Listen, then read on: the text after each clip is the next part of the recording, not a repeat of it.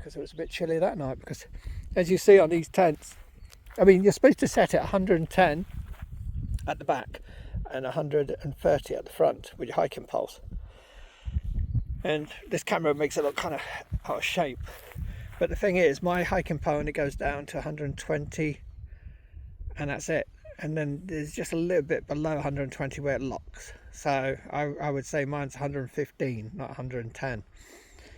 Now, on soft ground, that doesn't make any difference, because even 120, the pole will sink so much, so you get away with that. But this ground is not too bad, it's quite firm. And look, you don't want the tent hugging the ground, because if it's hugging the ground right at the bottom here, then you've got a terrible condensation. So you do need some airflow. But the problem is, when I say problem, it swings and roundabouts. The inner's all mesh. So, you know, it's mesh all the way around. So it's a cold inner as such, you know. It's not like, to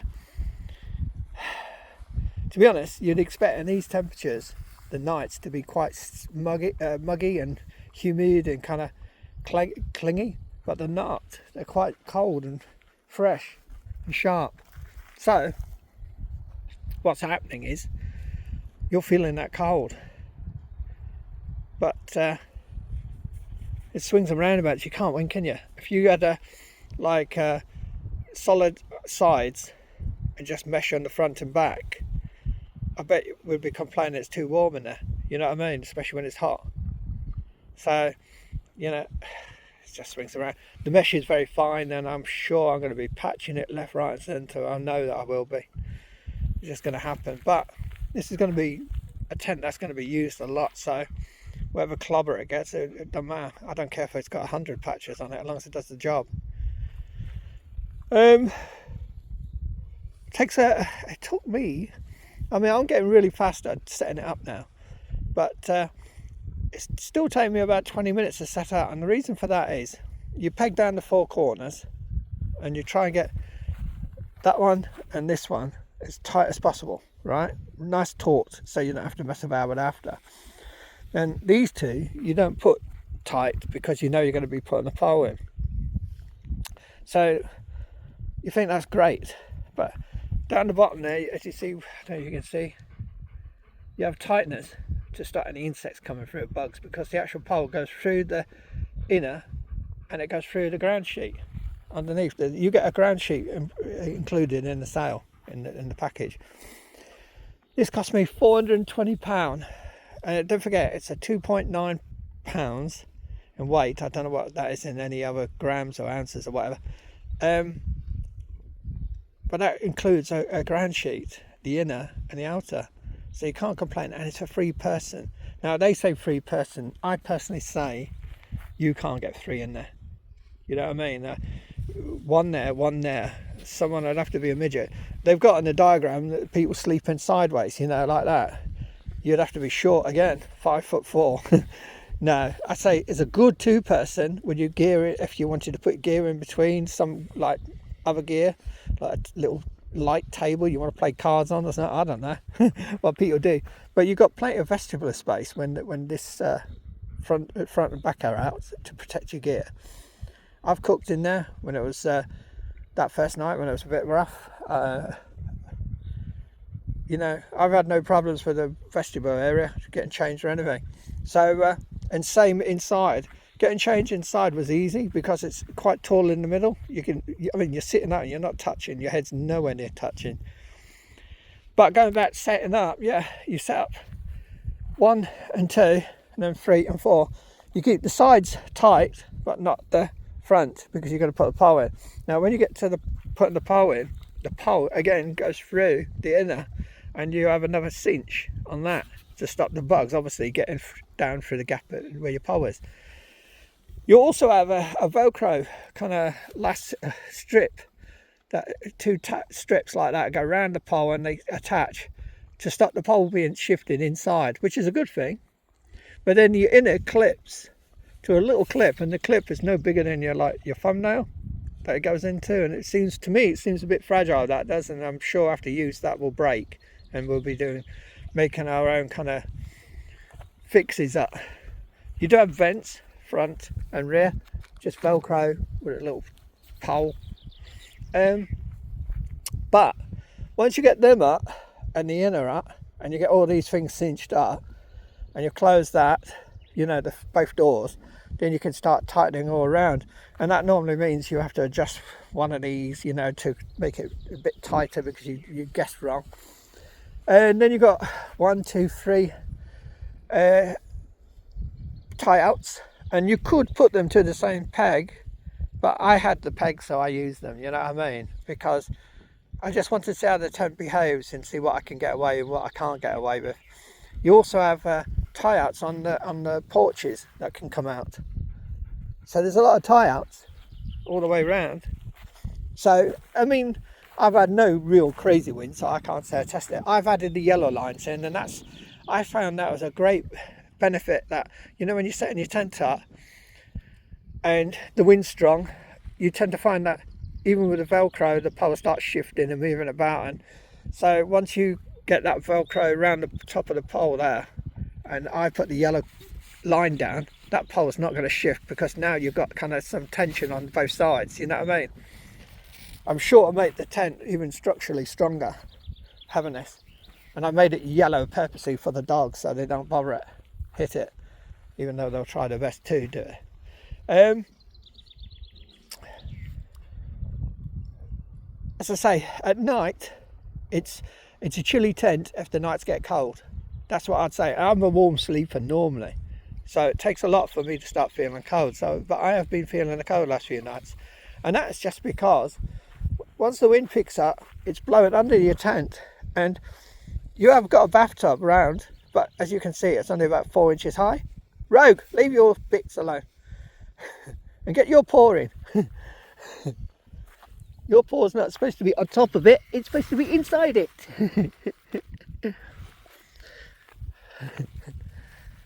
Look at that. Leave it. Should be eating grass next. So yeah, the wind is blowing under and through, and even though that like 3-4 inch bathtub all the way around, it's not restricting any wind coming at you. So you if it's a chilly wind, you're getting that wind, you know what I mean?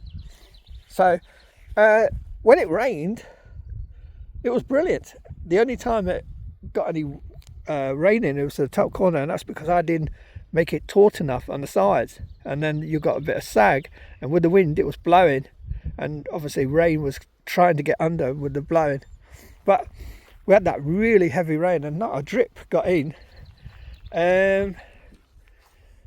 Getting in and out at night when you've got condensation, it's always the same in it with this kind of tent where it comes out like a pyramid or with a porch. You tend to get wet, and the mesh gets wet from the front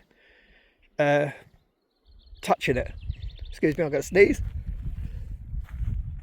Excuse me. It's a shame. I tried to peg it out the door like during the morning to kind of give it some tautness, but it's still, I can't get an angle to keep it taut, so it still blows in the wind and it still doesn't dry the condensation. There will be a way, I'll figure it out, maybe add a piece of cord or something to it and actually pull it out. Rogue, what are you doing?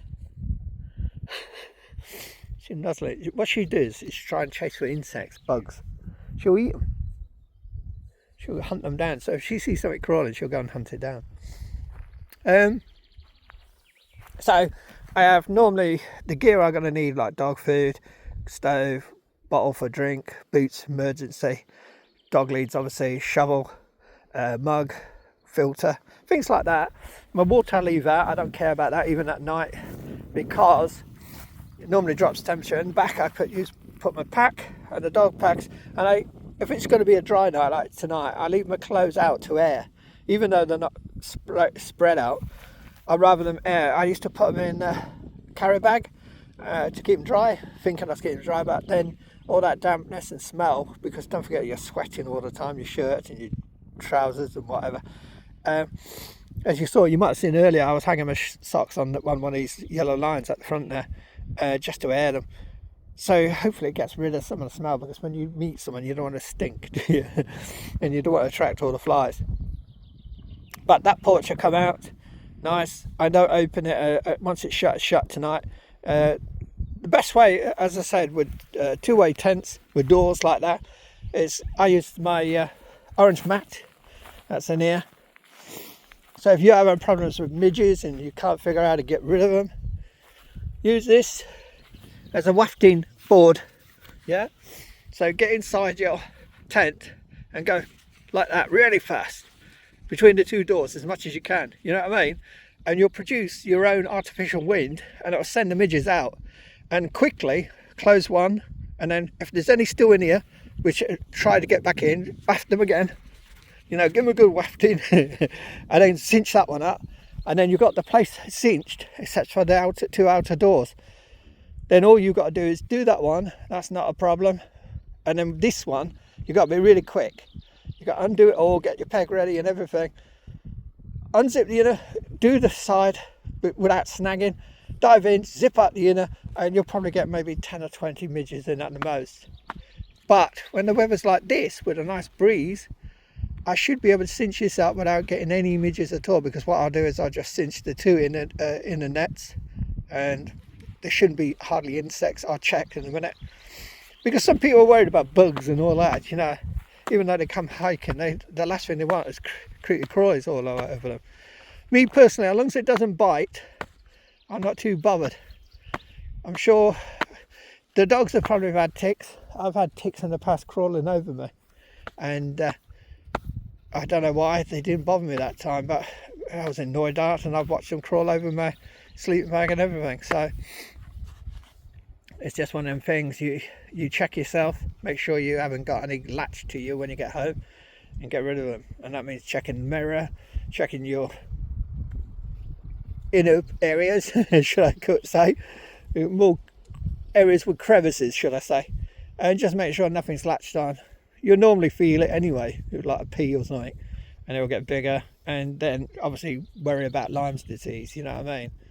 But you can't freak out every time you come out here, because trust me, I've probably had so many ticks on me and I've not noticed, and they've dropped off, you know what I mean? So you'll notice if you start showing this symptoms and you get the bullseye, you know, a circle red mark on you where it's been bit and it's got an infection. That's when to get to the doctors, or wherever you get in touch, 111 or whatever, and get some advice from them. Maybe pharmacists can give jabs or whatever for that. And that's about it. But yeah, it's a good 20 minutes setting up. Good thing is, this kind of tent in the morning, if you just leave it up while you're doing your breakfast and all that, because it's so lightweight and the mesh is so light, any condensation soon dries out. I found it was just the doors that I had cinched, so I'm learning now to undo them and make sure they dry in the wind. But that's the only thing I had. But this is a great trick inside a tent, any tent with a two-door. Just flap them out and get them out. Create your own wind. Midges hate wind, so create your own. I've seen people use candles. I've seen people, use these citrus things, smoke things. You know, you can try every trick in a book. If they want to get you, they'll get you. But the best you can do is get rid of them, you know what I mean, by flapping in the tent. You'll still have some in there, but they'll stay. Normally they stay up the top of the tent, so they won't bother you. Unless you have like 200-300 in there, and or getting onto the 1,000, then they'll start flying all over the place. But I like the tent. I don't know what it'd be like. I mean, I would not use this. It's called a Summit Refuge 3. I would not use this in winter for sure, because of the mesh. I mean, don't forget, you could use all this in the winter with just the ground sheet and no inner, you know what I mean, and peg it right close to the ground. I think you get so much condensation there. But I have seen in the US they've got an attachment that goes on the front, and they use it as a hot tent. I personally wouldn't use this as a hot tent, because I don't think it's that flat, fireproof, you know what I mean, fire retardant, whatever. I like it. It's light. There is a technique to setting it up. Once you get used to it, it's not too bad. If I got here and it was blowing a hoolie and throwing it down, I think that would be a problem, because by 20 minutes I'd be soaked to the skin. It's not like one you can set up with like a tent with a few poles, geodesic tent, you know, and kind of dive in. This is going to take you 20 minutes to set up. I'll see if I can cut it down in time, you know, and see how long it takes. But I think the best I'll get is 12, 15 minutes. I can't see me getting much faster than that. So I'm running around like a jackass. So I hope that helps anyone that's interested in the tent. Sorry, my finger in the way again. Any questions you want to know, just ask. I'll do my best to help. As I said, tomorrow will be the 5th day in it. Set it up on rough ground, not a problem. It doesn't have to be flat ground. I've set it on all kinds of shaped ground, as you saw with the dog sliding and everything. So it's not like some tents where if you don't get the ground right, it's all over the place. Like some of these Chinese Durston X-Mid copies, you know what I mean? I had one. Oh, that was a nightmare. It was like a Chinese puzzle trying to sort out how to get it balanced and get it all kind of in the inner right angle and everything. No, it's nothing like that. It's quite easy. It's all clipped together. So once you set it up, it's up. You know what I mean? Hard work is getting the poles, getting it in, getting all the cinch cords, and then going around pegging and tying out everything. I mean, obviously you don't need to tie out, but even in winds like this, it would probably be flapping all over the place if you didn't. Right, so that's the Kuiu Summit Refuge 3. Just show how easy it is to dry. There's no pole in the other side. The wind's behind me. Still got it pegged in the 4 corners. Netting's down. But lie down, Rebel. Sorry, I'm talking to my dogs behind me. Lie down. Lie down. Plats. Sorry, I'm talking to my dog. But there's no pole in there. But the wind's blown through, and this side was slight bit of moisture. You can see the droplets. They're drying slowly. Now normally with a tent, you know what it's like. Yeah, you get home and you know it's been packed away slightly damp with condensation or whatever. Sometimes they're even soaking. And you spend ages leaving it out because you're scared that it's going to do damage to the tent. I'll still leave this out, but peace of mind knowing when it's packed away, it's dry. So can't beat it, can you? When you've got the conditions, it's perfect. But that's just with 4 pegs holding the tent and 1 pole. As I say, no pole on the other side of that. So I'm airing the tent, it dries really quick. Try to show you them fastenings. Now I've got time.